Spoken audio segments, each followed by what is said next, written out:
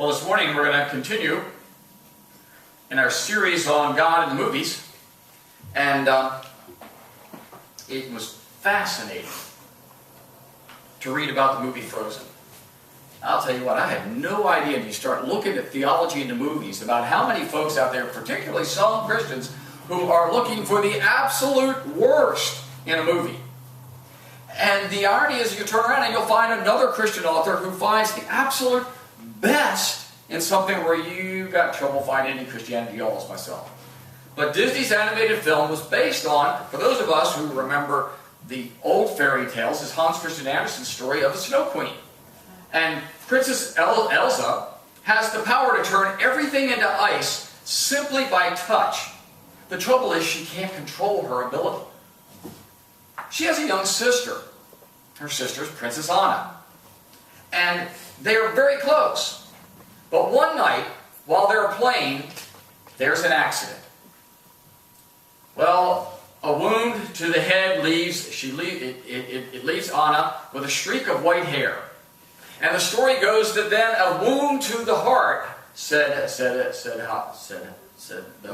would be fatal. So as a result of the accident, their parents decided to separate the sisters, so there'd be no chance of an accident.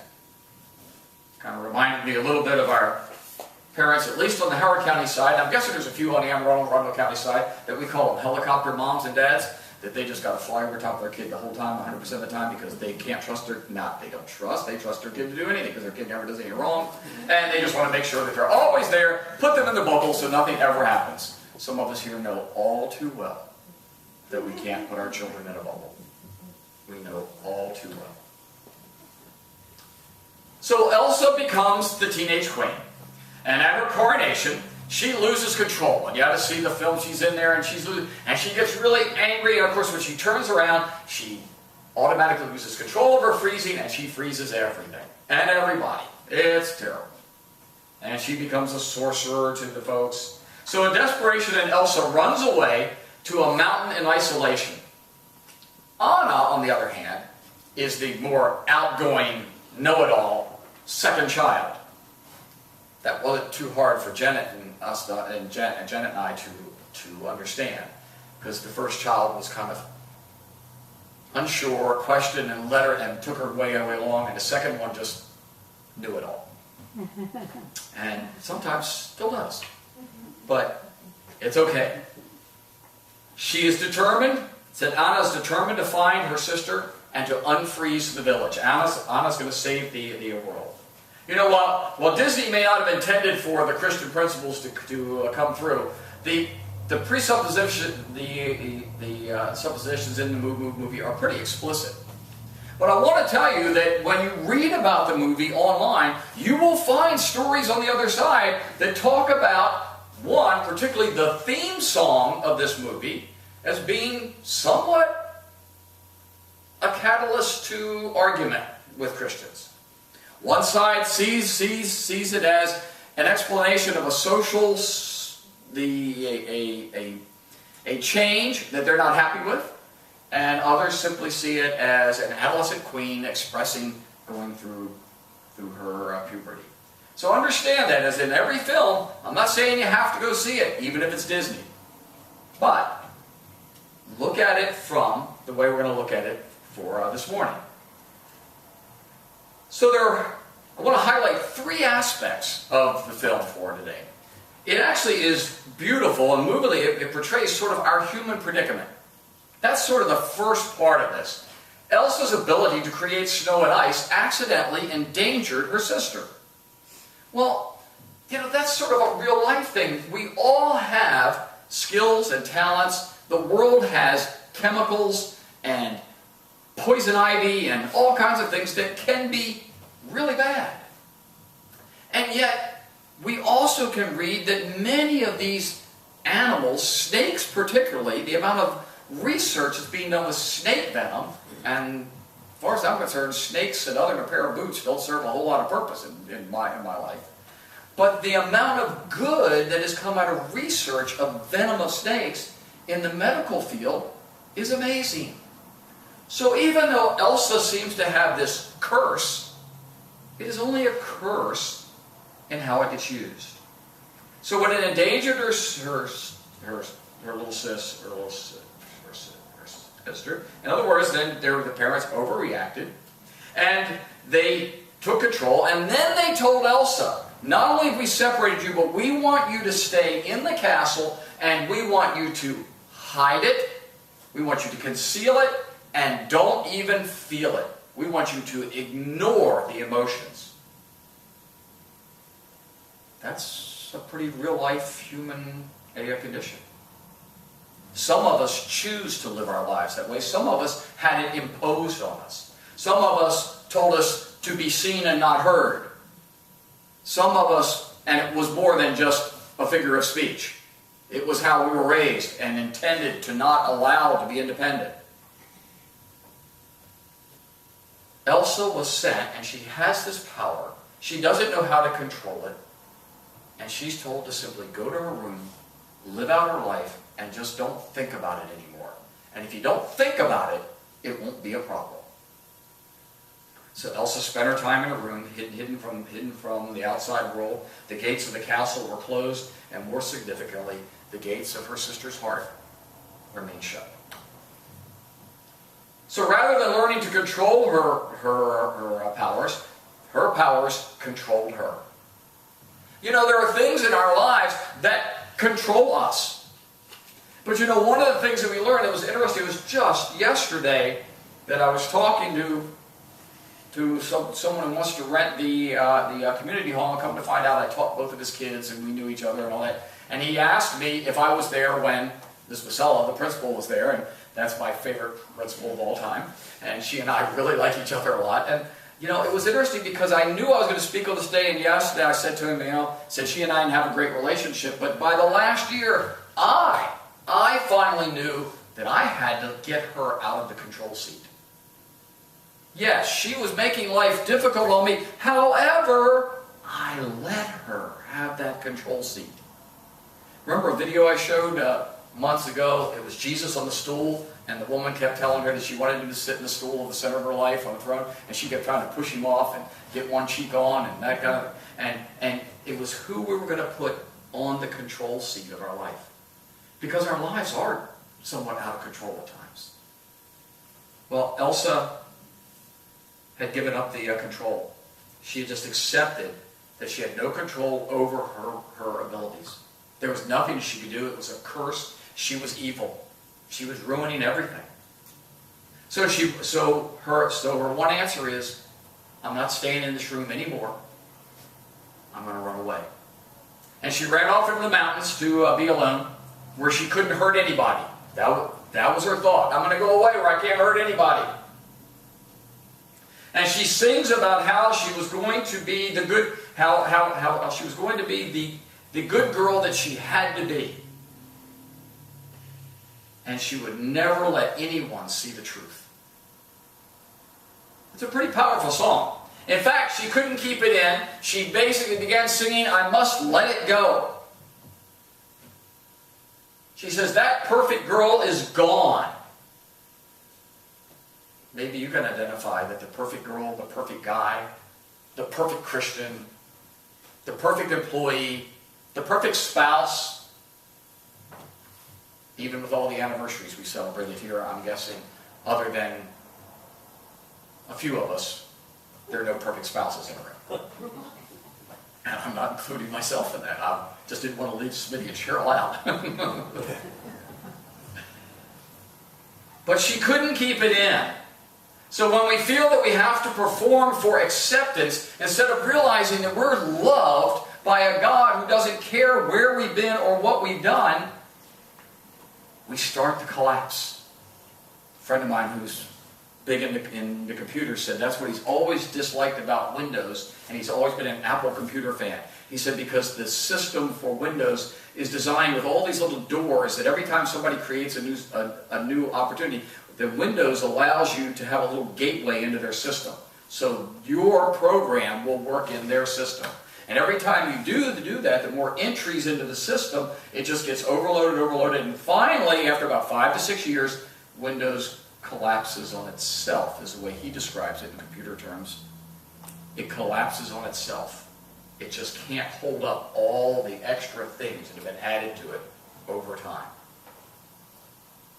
That's what Elsa was going through. She had to be perfect. She wasn't that. And she knew she couldn't do it. And she was told to ignore the fact that she had this power and didn't know what to do. I don't know about you, but do you feel like you sometimes have to perform for other people? Do you sometimes take things and deny them and feel like you have to push them so deep inside because you can't share them with anybody, because if you did, people would think you were crazy?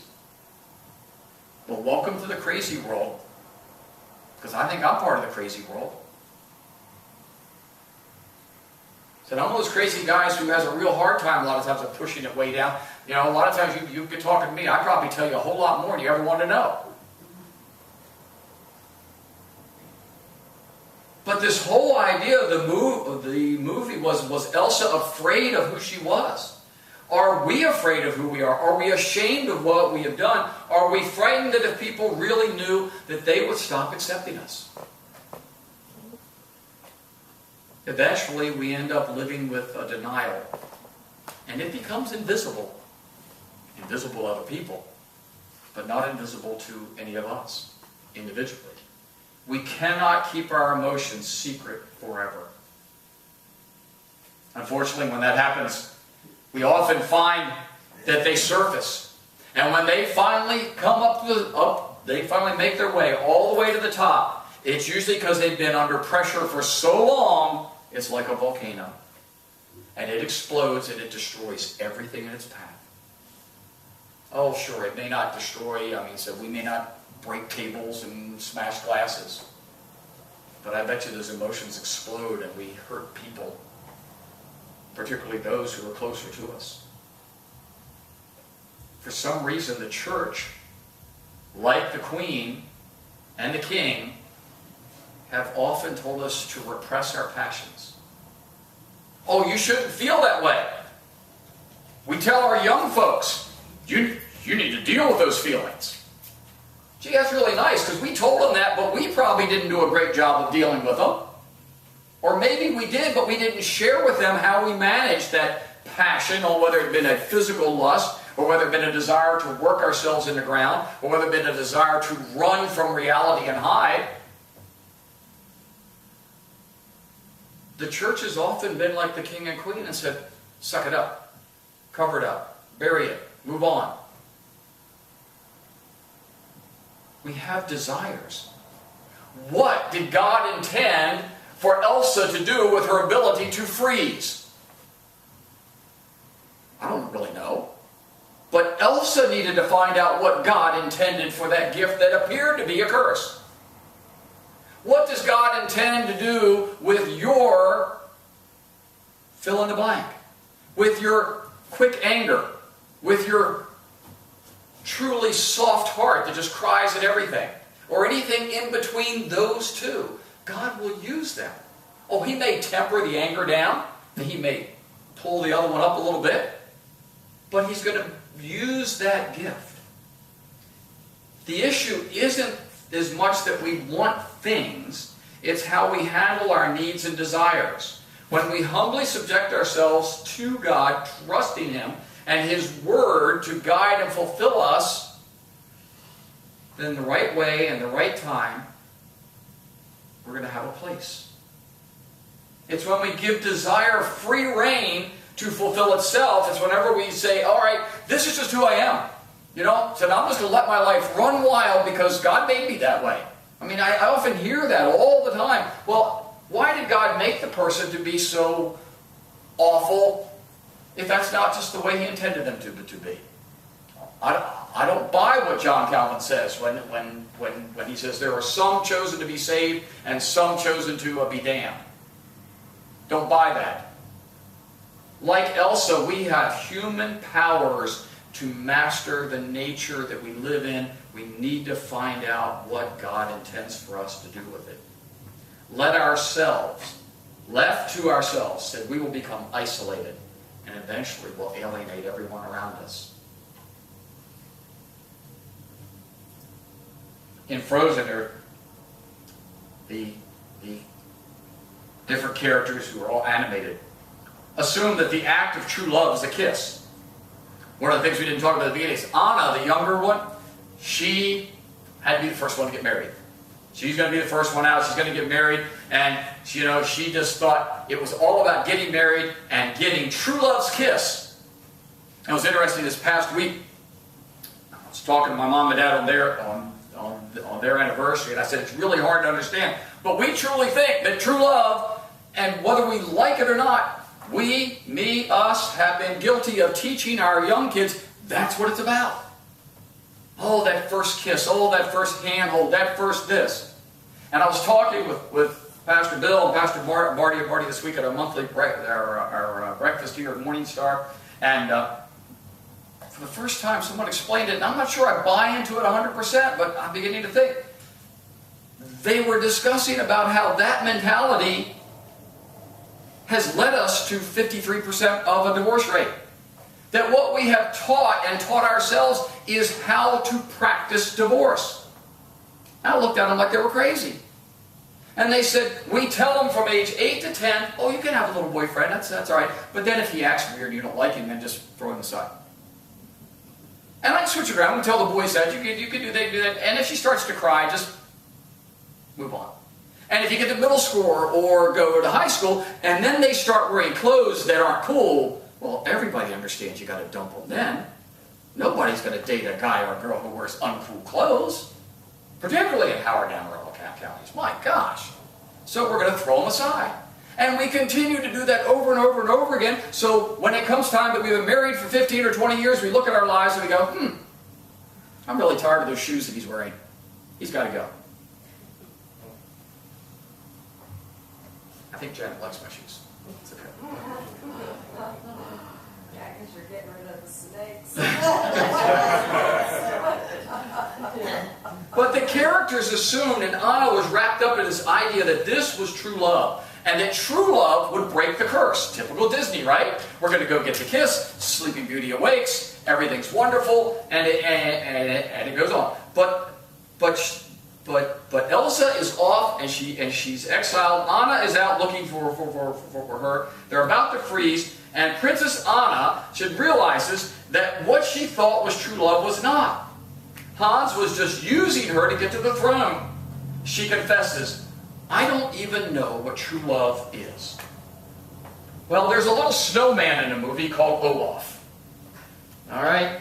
And if you've seen it, then you know what Olaf is like. He's kind of a goofy-looking little guy. But in typical form, instead of the scholar knowing the answer, Olaf knows the answer. And Olaf gives the answer to what true love is. And he says this, I do. I know what it means. That's when you put someone else's needs before your own. Hopefully, we'll get to hear Olaf share that.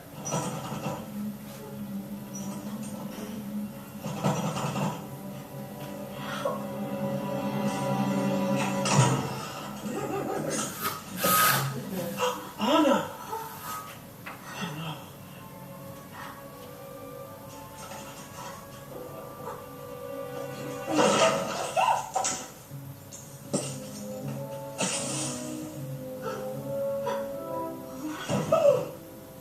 Olaf, get away from there! Whoa! This is heat. I love it. Oh, but don't touch it.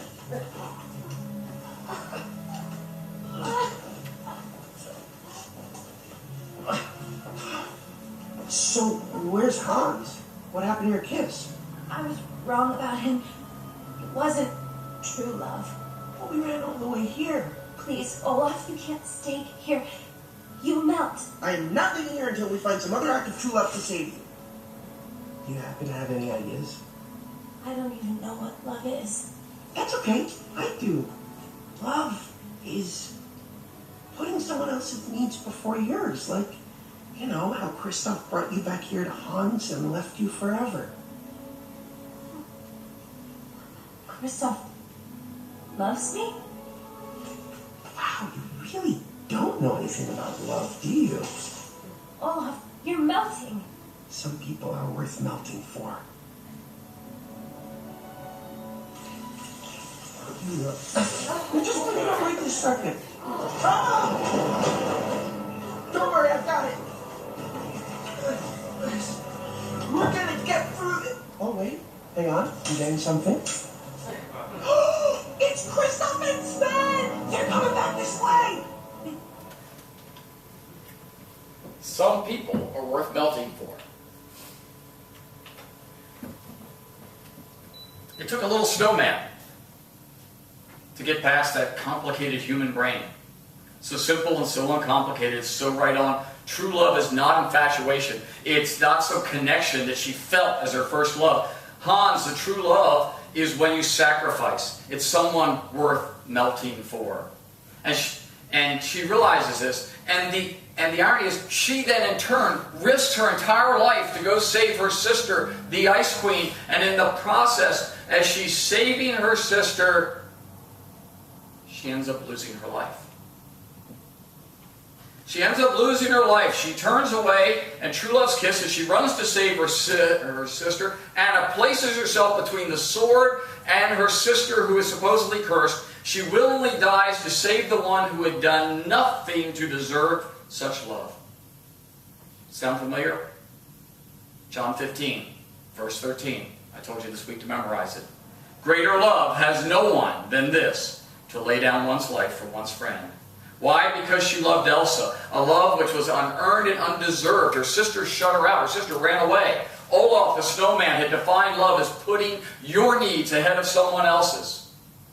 Putting someone else's needs ahead of yours. Turn that around. And the snowman then demonstrated it that she was willing to melt for a certain cause. This is what the Bible says is love. It's self-sacrificial, it's unearned, and it's unconditional, and it doesn't make sense all the time. Love misused can be destructive, but true love willingly sacrifices. Anna's story doesn't end there, just as it did with Jesus. It was the very act of sacrificial love which melted Anna's heart and brought her back into life, so she didn't die for good.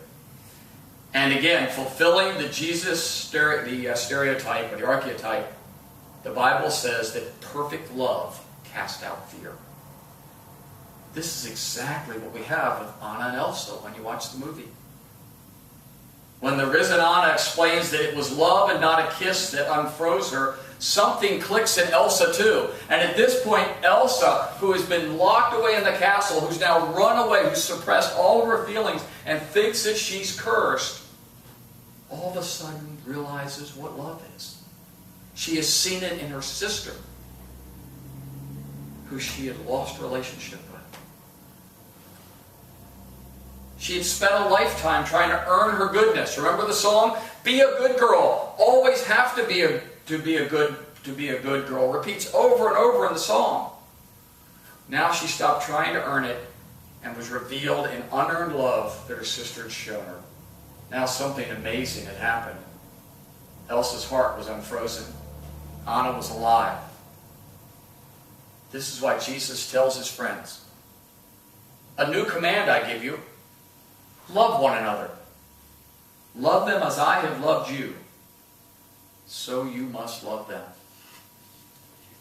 Frozen is a movie about real love. It's about fear. It's about hiding. It's about suppressing and putting away who we really, really are instead of asking God to love us through what appears to be a curse and love it into a gift. This is a movie that teaches us and reflects to us what God did for us. While we were yet sinners, Jesus died for our sins. Today, that's what you get to come. That's what you get to accept. That while we are yet sinners, before we get made perfect, which will not happen, we are going to that, Jesus died for us and taught us love and carried us through it. This is how we become the people that God had us destined